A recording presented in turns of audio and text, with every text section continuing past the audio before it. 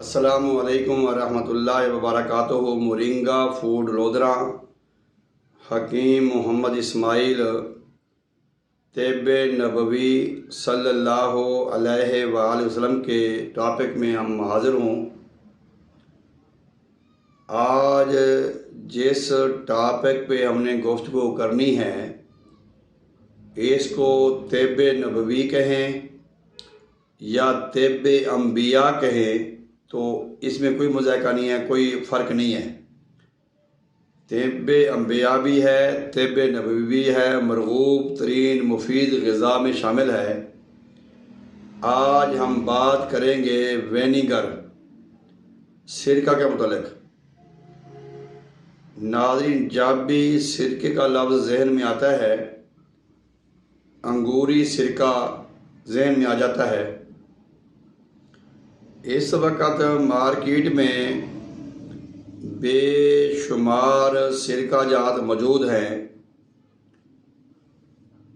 ویسے گنے کا سرکہ، جامن کا سرکہ، سیب کا سرکہ، انگور کا سرکہ، یہ تو بڑے پرانے چلتے آ رہے ہیں طب یونانی میں، طب نبوی میں۔ لیکن اب تو آج کل تو بے شمار سرکے آ گئے ہیں۔ میں آج کی ویڈیو میں آپ کو سرکہ بنانے کا طریقہ، سرکہ استعمال کرنے کا طریقہ اور سرکہ کے فوائد حدیث پاک کی روشنی میں بتاؤں گا، اور امید کرتا ہوں کہ ہماری جو رائے ہے، یہ جو ویڈیو ہیں آپ کو پسند آتی ہوں گی، کیونکہ آج جب سے ہمارے دسترخوان سے شہد، سرکہ، پنیر، نبیذ، تلبینہ، دلیا، جو کا آٹھا، اس طرح کی چیزیں رخصت ہوئی ہیں تو بیماریاں تکلیفیں آ گئی ہیں، کیونکہ یہ وہ شفا اور پاکیزہ چیزیں تھیں، ان میں برکت بھی تھی، شفا بھی تھی۔ اگر ہم چاہتے ہیں کہ آج ہمیں پھر شفا ہو جائے، پھر ہمیں واپس لوٹ کر آنا پڑے گا طب نبوی صلی اللہ علیہ وسلم کے پلیٹ فارم پہ۔ ناظرین، سرکہ انگور کے بارے میں بات کرتے ہیں۔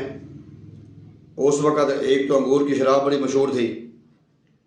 وہ ایک چھوٹا سا واقعہ میرے ذہن میں آ گیا کہ کسی نے عرض کی نا کہ یہ جو ہم شراب بناتے ہیں یہ بھی علاج کے طور پہ استعمال کرتے ہیں، جیسے آج کل لوگ کہتے ہیں بھئی یہ ہے تو حرام لیکن استعمال کر لو دوائی کے طور پہ۔ تو حدیث پاک کا مفہوم ہے کہ تعجب ہے، حیران کی بات ہے کہ جس چیز کو اللہ نے حرام قرار دیا ہے ہم اس میں شفا ڈھونڈتے ہیں۔ انگور کا سرکہ بنانے کا طریقہ، آپ 1 لیٹر تازے فریش انگور کا پانی لیں گے۔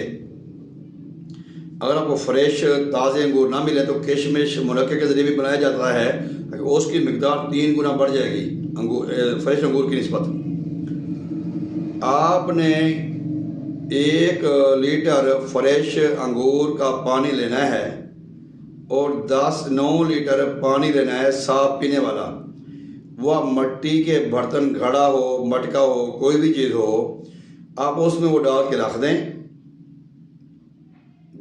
9 لیٹر پانی پینے والا، 1 لیٹر فریش انگور کا جوس پانی نکالا ہوا۔ اب وہ جب پانی آپ رکھ دیں اس کے اوپر ڈھکنا دیں، ڈھکنے کے اوپر آپ کوئی کپڑا باندھ دیں۔ اب بعض اوقات ایسے ہوتا ہے کہ ہم اس کو ایسا باندھتے ہیں کہ اس میں ہوا نکلنے کی نہیں ہوتی چانس، وہ پھٹ بھی سکتا ہے کیونکہ اس میں گیس بنتی ہے نا بعد میں، تو ہلکی ہلکی اس میں گیس نکلتی رہے، ہلکی ہلکی، تو اس میں کوئی ممانعت نہیں ہے، لیکن ڈھکن دینے کے بعد اس کے اوپر آپ کپڑا باندھیں تاکہ مکھی، مکوڑا، کیڑا مکوڑا اس میں نہ جا سکے۔ آپ اس کو پڑا رہنے دیں 30 دن، 1 مہینہ اس پڑا رہے۔ 1 مہینہ کے بعد آپ اس کو کھولیں، اس کو تھوڑا ہلائیں۔ ہلانے کے بعد آپ اس میں 50 گرام نوشادر ڈالیں، 50 گرام نمک ڈالیں کھانے والا، اور 20 گرام پھٹکڑی ڈالیں۔ پھر اس میں آپ 30 گرام سوڈیم بینزوئیٹ بھی ڈال سکتے ہیں۔ اگر نہ بھی ڈالیں تو کوئی اس میں حرج نہیں ہے۔ سوڈیم بینزوئیٹ اس لیے ڈالتے ہیں تاکہ بعد میں خراب ہونے کا کوئی چانس نہ ہو، بھائی خراب ہو گیا ہوگا، تسلی ہو جاتی ہے۔ اب یہ جب 30 دن کے بعد آپ اس کو رکھ دیں گے، اسی طرح پھر اس کو ہلا کے باندھ کے رکھ دیں۔ اب 30 دنوں کے بعد کرنا آپ نے یہ ہے کہ 10 دن اور انتظار کرنا ہے۔ اب اس کے آگے 2 طریقے ہیں اس کو نکالنے کے۔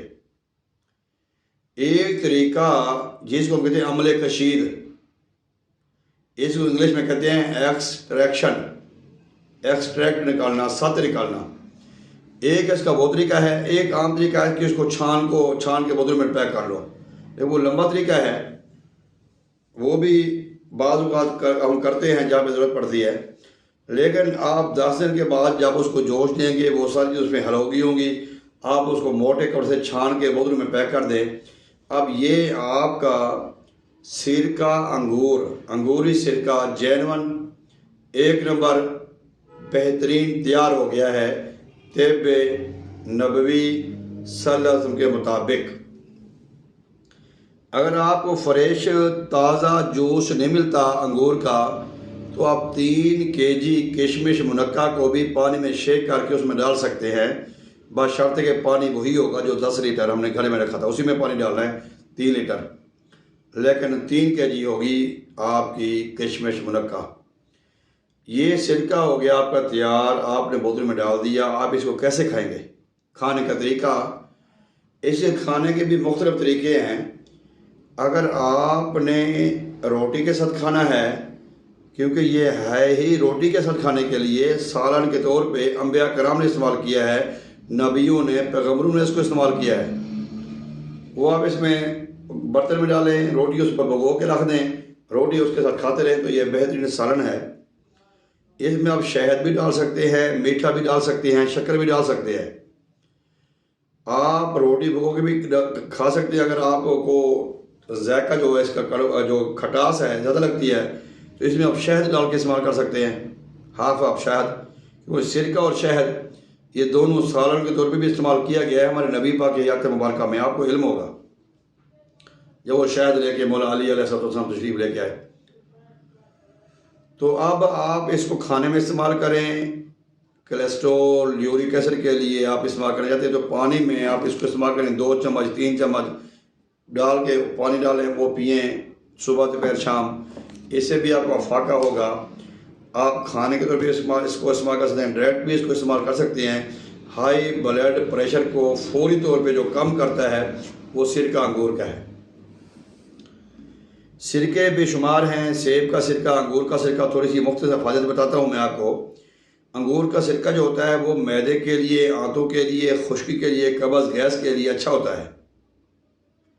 خشکی کے لیے شاید اچھا نہ ہو، کیونکہ یہ خود بھی خشک بھی ہوتا ہے، یہ بعض اوقات کچھ لوگوں نے کہا یہ خشک ہے، اور اطباء کرام نے، لیکن یہ قبض گیس کا خاتمہ کرتا ہے، رہی کو جسم سے نکالتا ہے، معدے کو صاف کرتا ہے، بھوک لگاتا ہے، اور جسم میں جو ہمارے خاص طور پہ بلغم ریشہ کیرا ہے اس کو بھی یہ صاف کرتا ہے۔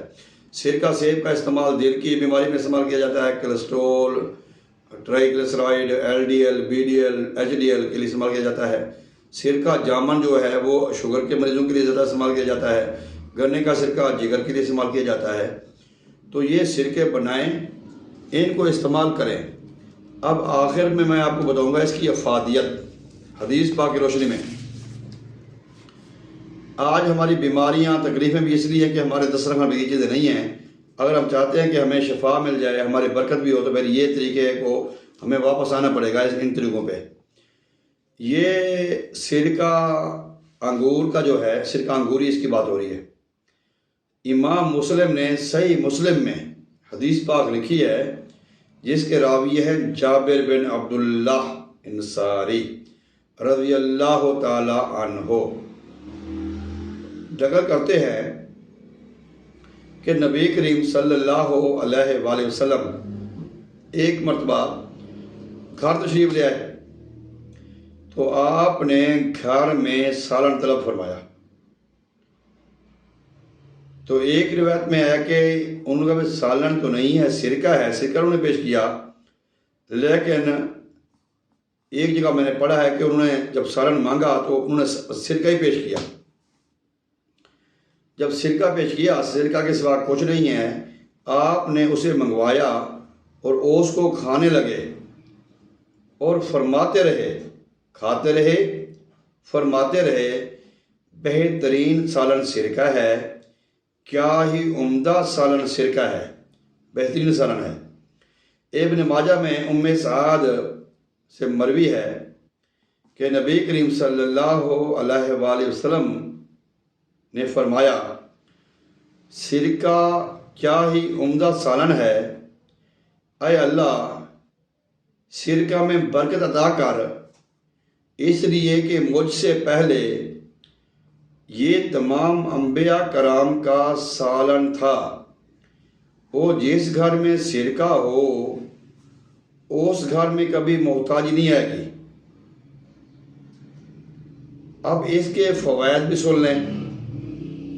اگر شکم میں درد ہو، پیٹ میں درد ہو، معدے میں درد ہو یا قبض ہو، گیس ہو، تو اس بیماریوں میں سرکہ انگور کا استعمال کثرت سے کیا جاتا ہے۔